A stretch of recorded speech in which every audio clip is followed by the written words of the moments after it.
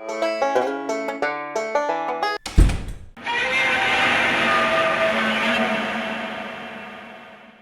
everybody, Yankee here. It is time for part 10 in our series of What Guns Are Viewers Carrying? Alright everybody, first we have Postal 1911 in Washington, and he is carrying a gun that I've never heard of, a Shadow Systems CR920X. I don't know what this gun is. I've never heard of it, much like how Postal 1911 looks like he's never heard of a lint-free cloth. But like I said, never heard of this gun, but one thing I do know, it's not 1911. So that makes me question everything about Postal 1911. Does he even work for the post office? I don't know. Doesn't seem like he's telling us the truth about much here. But like I said, he's carrying a Shadow Systems CR920X. Don't know much about this gun. You all can probably tell me more about it than I can tell you about it. Just looks like one of those modern day Glocks, one of those companies that's trying to do an updated version of the Glock. Now, I do like the way that RMR seems to set very deep so you can co-witness with just regular height sights. That looks great. But like I said, otherwise, I don't know much about this gun. And apparently I know even less about Postal 1911 because it seems like he's gaslighting us about everything. But he is in Washington carrying his Shadow Systems CR920X. Next we have Echo Papa Bravo, and he is in Virginia, and he's carrying a very cool gun, a Detonics Combat Master Mark IV. Now, I've owned a couple of these, and they are awesome. Now, the first thing that people ask about this gun when they see it is, why is that rear sight set so far forward from the hammer? Well, there's actually a reason for that, and it's not just to be different. Back in the day, people carried their 1911s with the hammer down. More often than not, that's how they carried. They didn't trust the safety enough. Our ancestors weren't as brave as they like to say they are. So this gun was designed to be carried with the hammer down. And then when you went to thumb it back, there's a big flat spot right there, so you're not cutting your thumb on your rear sight. Apparently, that was a major cause of injury and possibly death back in the day, bleeding out from cutting yourself on your 1911 sight. So they went to the trouble of designing this gun, and that's why that rear sight is set so far forward. It's so that you don't cut your thumb on it when you thumb back that hammer. So now you know why it looks like that. And since I've spent so much time here educating you on the detonics, I don't really have any time to make fun of Echo Papa Bravo from Virginia and his Detonics Combat Master Mark IV. So I'm just going to allude to the fact that he married his cousin, and she's fat and she's ugly. And he does live in Virginia, so that is actually a big possibility. Right now we have Mech Veteran 011, and he is in Georgia. And he's carrying a gun we haven't seen yet, the SIG AXG. This is the P320. But with a metal frame. So this is basically a P320 for men or people that have good taste. He's got it kind of done up here with his red dot and his streamlight.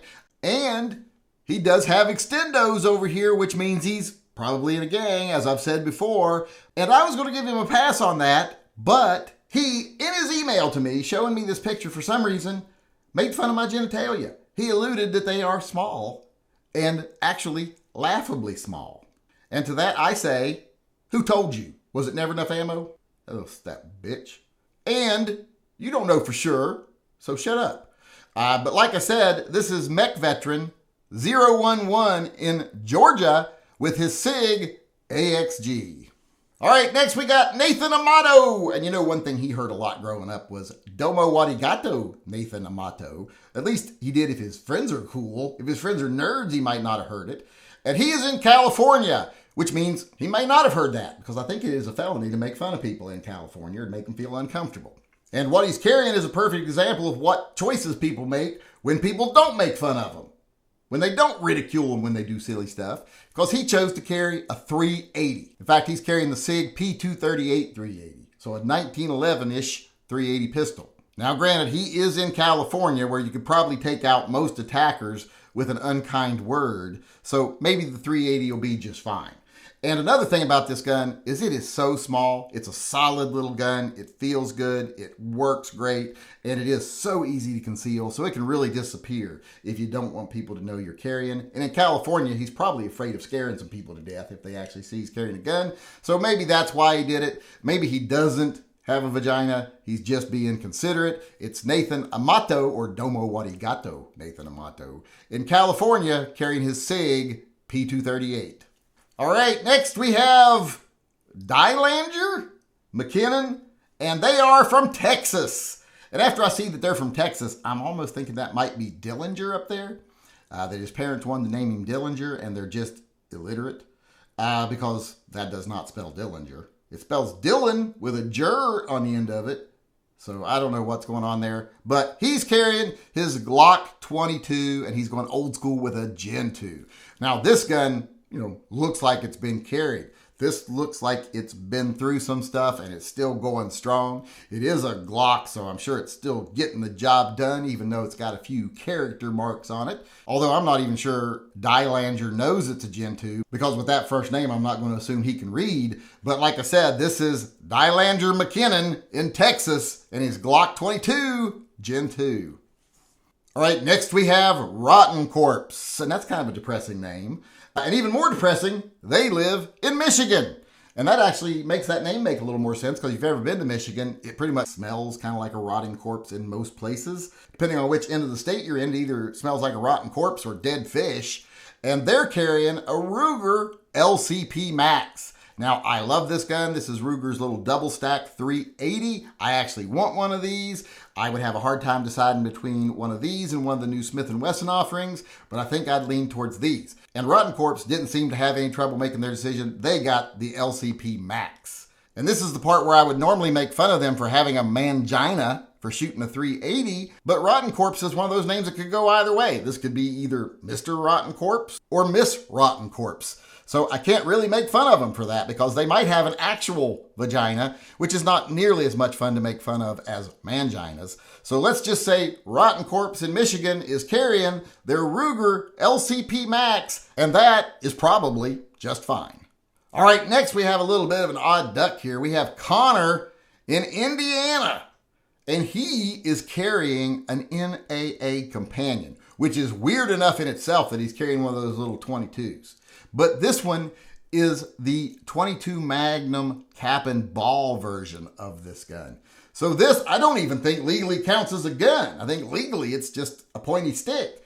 And I think that's why he's carrying it. He said he carries it because it doesn't conform to some of the laws, that it gets special exemptions, which makes me think Connor might be a stone cold criminal. He might be a very dangerous man with his little gun there, so I am not going to make fun of it. In fact, I'm not going to say much more, because I feel like the more I say here, the more likely I am to incriminate myself as an accomplice for whatever Connor's got going on there in Indiana as he carries his NAA companion. All right, next we have Rod K, a very manly name, although he's from Alberta, Canada, and he's carrying a Colt Single Action Army in 44 Special. Now, he says he's doing this because of the laws up there, how they're very restrictive on what you can carry.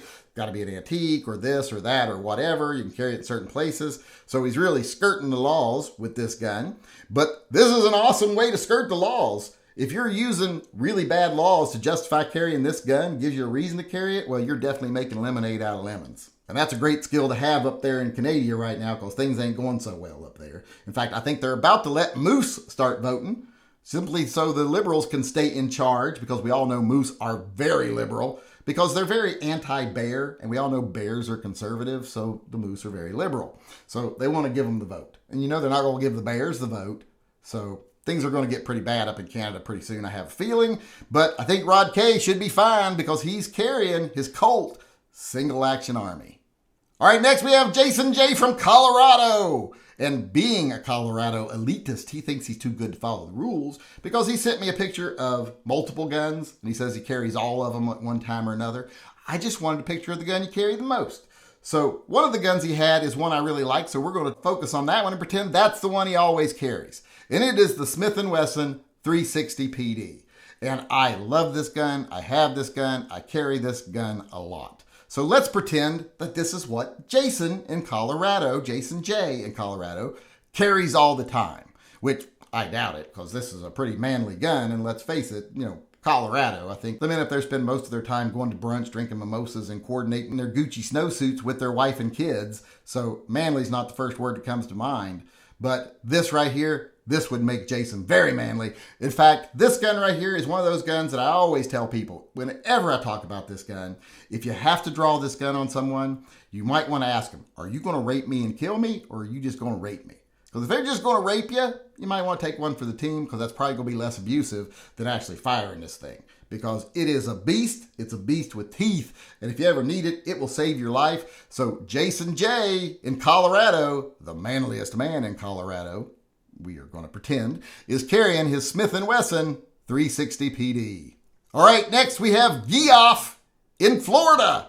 And he is carrying a gun that kind of revolutionized carry. It is the Ruger LCP. This gun was so popular and so influential when it first came out. It was basically a Kel-Tec that actually worked, and it went over like crazy. People loved this gun. It started a revolution in tiny little easily carried guns. And I believe Geoff was there at the beginning because he is very old. I was going to make fun of him for carrying a 380, but I can't. Because like I said, he's very old. He's 74. I know, an old person in Florida, go figure. But he's at that age where, you know, when they fall down, you don't laugh. You actually get concerned. Or if they try to help you do something, you say, no, you sit down, I'll do it. I can't wait till I get to that age. But because he's that age, it's understandable that he has forgotten how to spell his name, Jeff. And it's okay that he's carrying a Ruger LCP, because that is perfect for him. You know, you don't want his forearm snapping like a piece of dry kindling whenever he fires his gun. So the 380 is perfect for Jeff. Like I said, he's at that age. So this is okay. It is Geoff in Florida and his Ruger LCP. All right, there you go. Part 10, part 11, possibly coming soon.